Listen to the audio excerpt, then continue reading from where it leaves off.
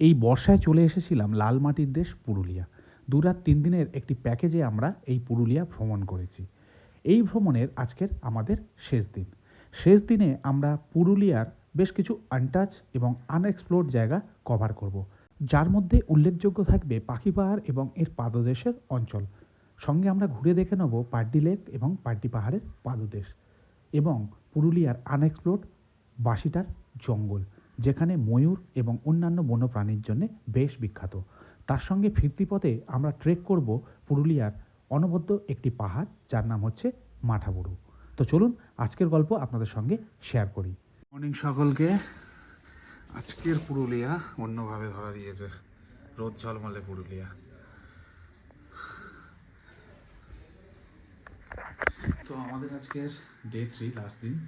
তো আজকে আমরা ব্রেকফাস্ট করে বেরিয়ে যাব দুটো সাইট সিন করতে, পাখি পাহাড় এবং মাঠা পাহাড়। তো সেটা করে আবার ব্যাক করবো, লাঞ্চ করবো, তারপরে আমাদের সন্ধ্যের দিকে ট্রেন আছে। তো সমস্ত গল্প বলবো আজকের এই শেষ দিনে যা যা করছি আর কি। ঠিক আছে, তো ব্রেকফাস্ট করে নিই, তারপর দেখা হচ্ছে। তো দেখতে পাচ্ছেন আমরা গাড়িতে বসে গেছি, কিছুক্ষণ আগে ব্রেকফাস্ট করলাম। ব্রেকফাস্টের কথাটা বলে দিই, ব্রেকফাস্টে ছিল পুরি ছিল, সবজি ছিল, জিলিপি ছিল, ডিম সেদ্ধ ছিল। ঠিক আছে, যেরকম আগের দিন খেলাম। নিচে একটা ওনাদের খাবার জায়গা রয়েছে, সেখানে বসেই খেয়েছি। এবার আমরা বেরিয়ে যাচ্ছি আজকের দিনের শেষ দিনের সাইট সিং করার জন্যে। তো আজকের আমাদের কি অভিজ্ঞতা থাকছে সেটা আপনাদের সাথে শেয়ার করব। আচ্ছা, আমি আজকে দাদার সাথে পরিচয় করিয়ে দিই। আজকের আমাদের দাদা রয়েছে শঙ্কর দাদাই তো। হ্যাঁ দাদা, আজকে কি কি জায়গায় ঘুরবো? আমরা সর্বপ্রথমে আপনার পাড্ডি লেক, বাসিটার ফরেস্ট, তারপরে আপনার এই পাখি পাহাড়, মাঠা পাহাড় করে রিটার্ন করব। ওকে ওকে, ঠিক আছে, থ্যাংক ইউ দাদা। আস্তে আস্তে শহুরে কোলাহল ছেড়ে আমরা প্রবেশ করলাম প্রকৃতির কোলে, যেখানে আমাদের স্বাগত জানাচ্ছিল বড় বড় শাল এবং সেগুনের গাছ। আমাদের প্রথম গন্তব্য হচ্ছে বাঁশিটার জঙ্গল। এই জঙ্গল পেরিয়েই আমরা যাব পাড্ডি লেক, তাই প্রথমে আমরা ঘুরে দেখব এই বাঁশিটার জঙ্গল। তো আমাদের বর্ষার পুরুলিয়া ভ্রমণের তৃতীয় দিনে আমরা প্রথমে যাব পাড্ডি লেক।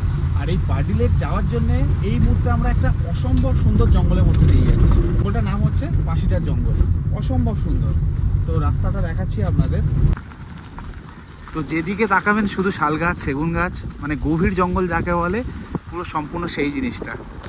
এটাই হচ্ছে পুরুলিয়ার বাঁশিটার জঙ্গল। তো আমরা এই জঙ্গলের মধ্যেই রয়েছি। এক্ষুনি একটা ময়ূর ক্রস করলো, ভিতরে ঢুকে গেছে। সামনে থেকে একটা গাড়ি ক্রস করলো না, তার জন্য পালিয়ে গেল। ওই ভিতরে, একদম ভিতরে, আমি জুম করে দেখাবার চেষ্টা করছি। ওই ওই যাচ্ছে, মুখ করছে একদম ভিতরে। জাস্ট পরিবেশটা দেখুন, একটু নেমেই দেখাই আপনাদের।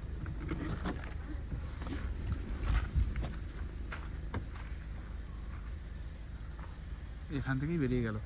পরিবেশটা দেখুন, শুধু ময়ূর কেন, আরও অনেক কিছু আসা অস্বাভাবিক কিছু না এরকম পরিবেশে। আর এই হচ্ছে আমাদের গাড়ি।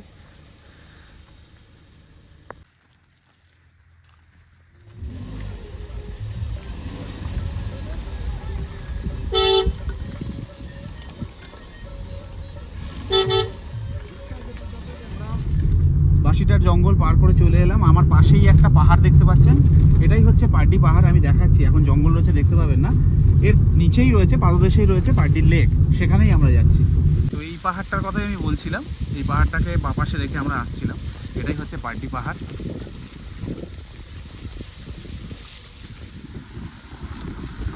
এই এসে আমরা হাজির হলাম পাড্ডি লেক।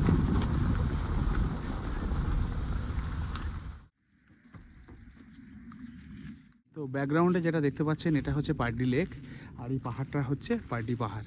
জায়গাটা অসম্ভব সুন্দর, দেখাচ্ছি কথা না বলে।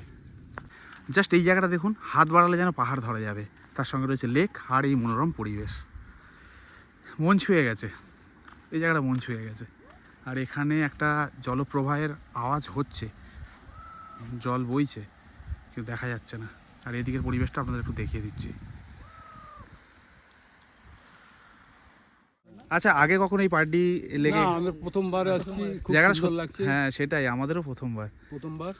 আর এই জায়গাটার একটা বৈশিষ্ট্য আমি যা দেখছি, যে এদিকে একটা পাহাড় আছে, এদিকে একটা পাহাড় আছে, এদিকে একটা পাহাড় আছে, এই তিনটে পাহাড়ের জল এসে এখানে কালেক্ট হয় একদম। এবং এটা একটা ভ্যালি টাইপের, এবং এটাতে জল সব সময় থাকে।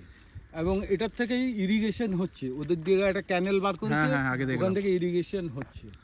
আর আরেকটা জিনিস আমার খুব ভালো লেগেছে, এটা অবশ্য প্রকৃতির জিনিস, কিন্তু এটা আর্টিফিশিয়ালি এখানে সব সেগুন গাছ লাগিয়ে রেখেছে। এগুলো সব সেগুন গাছ, যতগুলো দেখছেন সব সেগুন গাছ। হ্যাঁ, তো এক একটা সেগুন গাছ, এগুলো হয়তো বয়স হবে 10 বছর কি 8 বছর, বড় হলে বেশ বড় হবে। হলে এগুলো এক একটা কস্ট সামথিং লাইক 15,000 হ্যাঁ, 20,000। আরো বেশি হয়ে যাবে। তো যাই হোক, Thank you. হ্যাঁ, থ্যাংক ইউ। Thank you. আপনারা আসছেন কোথা থেকে? আমরা কলকাতা থেকে আসছি। আচ্ছা, হ্যাঁ, ঠিক আছে, বাই বাই। বাই বাই, ভালো থাকবেন। এই পাড্ডি পাহাড়ের পাদদেশে আসার পরে একটা কথা আমি হলপ করে বলতে পারি, পুরুলিয়ার বেশ কিছু জায়গা আমি এখনও পর্যন্ত ঘুরেছি, কিন্তু তার মধ্যে সবথেকে সুন্দর এবং অনবদ্য একটি জায়গা হচ্ছে এই পাড্ডি লেক এবং পাড্ডি পাহাড়ের পাদদেশ। আমরা এই জায়গাটিতে আসার আগে এতটা সুন্দর জায়গা হবে সত্যি কথা বলতে গুণাক্ষরে সেটা টের পাইনি, কিন্তু এই জায়গায় আসার পরে যা দেখলাম তা সারা জীবন আমার মনে থাকবে। তো পাড্ডি ড্যামে আমরা অনেকটা সময় কাটালাম, বৃষ্টি আরম্ভ হয়ে গেছে। এই বৃষ্টি ছাড়া আমাদের কেউ নাড়াতে পারছিল না, তো ভগবান যা করে ভালোর জন্যে। আপনাদের সঙ্গেও সেম জিনিসটা হবে, এই জায়গাটা আসলে হয়তো অনেকে এসছেন, আমি তো আসিনি, আমার প্রচণ্ড ভালো লেগেছে। আমার মনে হয় অনেকেই আসেননি এই জায়গাটা, পাখি পাহাড় হয়ে বেরিয়ে চলে যান। তো যাই হোক, পুরুলিয়া তো অসম্ভব সুন্দর, আর বর্ষায় তার আসল যে সৌন্দর্য সেটা অনেকখানি লক্ষ্য করা যায়। তো যাই হোক, আমরা যাচ্ছি আমাদের পরের গন্তব্যে। এবার আমাদের গন্তব্য দূরের ওই পাহাড়টি। পাহাড়টিকে আমরা সকলেই পাখি পাহাড় হিসেবে জানি, কিন্তু তার আসল নাম মুরুরাবুরু।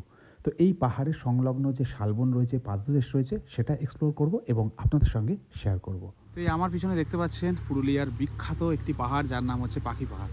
যে পাহাড়ের গায়ে বড় বড় পাখি উড়ে বেড়ায়, না সেই পাখি না, এখানে ভাস্কর্য করা রয়েছে পাহাড়ের গায়ে। কলকাতার শিল্পী চিত্তদে তিনি ভাস্কর্য করেছিলেন 1997 সালে। 1996 সালে পারমিশন তিনি পেয়েছিলেন, 1997 সালে তিনি এই ভাস্কর্য কাজ শুরু করেছিলেন। এর পাদদেশেও এমন কিছু স্ট্রাকচার রয়েছে যেখানে সেই স্কাল্পটিং আপনারা দেখতে পাবেন। এই যে জঙ্গলটা রয়েছে নিচে, আমি যাব, গিয়ে দেখাবো। তো যাই হোক, অযোধ্যা পাহাড়ের কোলে সেই বিখ্যাত পাখি পাহাড়ের পাদদেশে এই মুহূর্তে এসে হাজির হয়েছি। তো বৃষ্টি তো থামার নাম নিচ্ছে না, তো আমরা চলেছি পাখি পাহাড়ের পাদদেশে, যে শাল সেগুনের বন রয়েছে সেখানে বেশ কিছু স্কাল্পটিং আমরা দেখব। চিত্রশিল্পী চিত্তদে তিনি করেছিলেন 1997 সালে। তো এই পাহাড়টার অ্যাকচুয়ালি নাম মুরুরাবুরু, কিন্তু 1997 সালে তৎকালীন পশ্চিমবঙ্গ সরকারের আর্থিক সহায়তায় চিত্রশিল্পী চিত্তদে তিনি এই পাহাড়ের গায়ে স্কাল্পটিং করেন, পাখির স্কাল্পটিং করেন। তারপর থেকে এই জায়গাটির নাম হয় বা পাহাড়টির নাম হয় পাখি পাহাড়।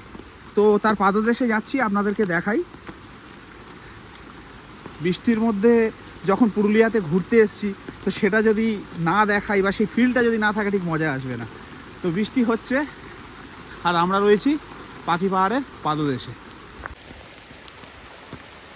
তো আমরা এরকম একটা পাথরের খণ্ডের সামনে এসেছি, দেখুন এখানে স্কাল্পটিং করা রয়েছে, যেটা আপনাদের একটু আগে বলছিলাম যে শুধুমাত্র পাহাড়ে না, এই জঙ্গলের মধ্যে যে সমস্ত পাথর পড়ে আছে সেখানেও স্কাল্পটিং করা। তো তার মধ্যে এটি একটি, আরও ওদিকে রয়েছে, যাব আপনাদের দেখাবো। ওই খণ্ডটার অপোজিট দিকে এলাম, এখানেও স্ট্রাকচার রেডি করা হচ্ছিল, এটা ইনকমপ্লিট বলে মনে হচ্ছে। তো এরকম জঙ্গলের মধ্যে যত খণ্ড দেখবেন সেখানে এইভাবে স্কাল্পটিং করা রয়েছে, ইনক্লুডিং এই বড় পাহাড়।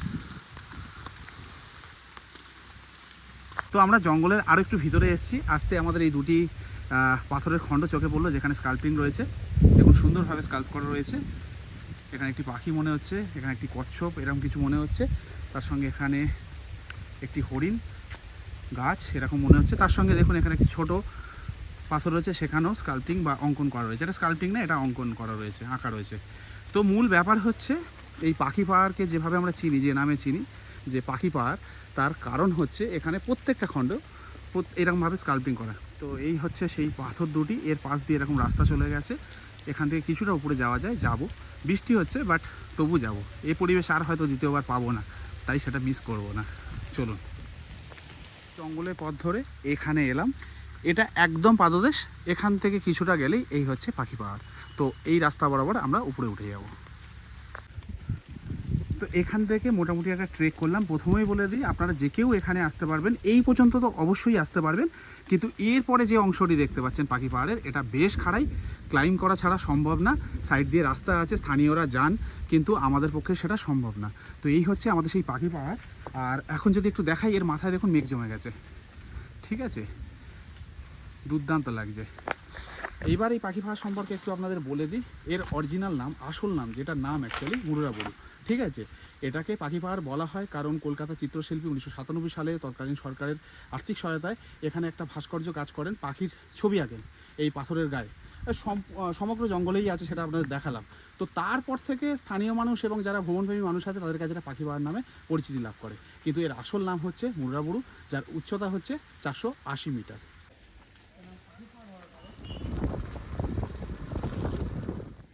তো মাঠাবুরুর পাদদেশে এরকম একটা বোর্ড রয়েছে, ভালো করে এটা একটু দেখে নেবেন, যেখানে বলা হচ্ছে সকাল 8টার আগে ও বিকেল 4টের পরে মাঠাবুরু পাহাড়ে ওটা নিষিদ্ধ। এই আস্তে আস্তে যদি আপনি মনে করেন যে ভুল রাস্তায় আসছেন, সেটা চান্স নেই। দেখুন এখানে অ্যারো করা রয়েছে, মার্কিং আছে, আরামসে চলে যেতে পারবেন। বহুদিন কারোর পা পড়েনি বলে তো মনে হচ্ছে। স্বপ্ন সার্থক। হ্যাঁ, এখানে শুধু আশিককে দেখলে হবে না, এটা দেখতে হবে। মোটামুটি 1 থেকে 1.5 ঘন্টার মধ্যে আমরা চড়ে নিলাম পুরুলিয়ার অন্যতম সেরা একটি পাহাড় মাঠাবুরু। ট্রেকিং ট্রেল যদি বলতে হয়, খুব বেশি হার্ড না, কোমরে পায়ে যদি সমস্যা না থাকে আপনারা ইজিলি এই পাহাড় চড়তে পারবেন। তো মোটামুটি শেষ দিনে আমাদের সমস্ত স্পট ঘোরা হয়ে গেল, এবারে আমাদের হোমস্টেতে ফেরার পালা। এখন ঘড়িতে সময় হচ্ছে 3:30 পৌনে 4টে এরকম হবে, এক্স্যাক্টলি দেখিনি। তো আমরা 3টের সময় নেমেছি মাঠাবুরু ট্রেক করে, তারপরে চলে এসেছি, ফ্রেশ হয়েছি, এবার যাব লাঞ্চ করতে। এই জায়গায় বসে আমরা এতদিন লাঞ্চ করেছি, এনাদের নিচে একটি ফ্লোর রয়েছে, এটা তো টপ ফ্লোর, তো সেখানে খাবার দাবার অ্যারেঞ্জমেন্ট রয়েছে। আজকে আমাদের জানি কী রয়েছে সেটা আপনাদের শেয়ার করব। তো আমরা এখানে চলে এসেছি, এটা একটি ডাইনিং স্পেস দেখতে পাচ্ছেন, অ্যারেঞ্জমেন্ট বেশ লম্বা চওড়াই রয়েছে, অনেকে আসলে এখানে বসে খেতে পারবেন। আমরা তো টপ ফ্লোরে ছিলাম, ওখানেই খেয়েছি।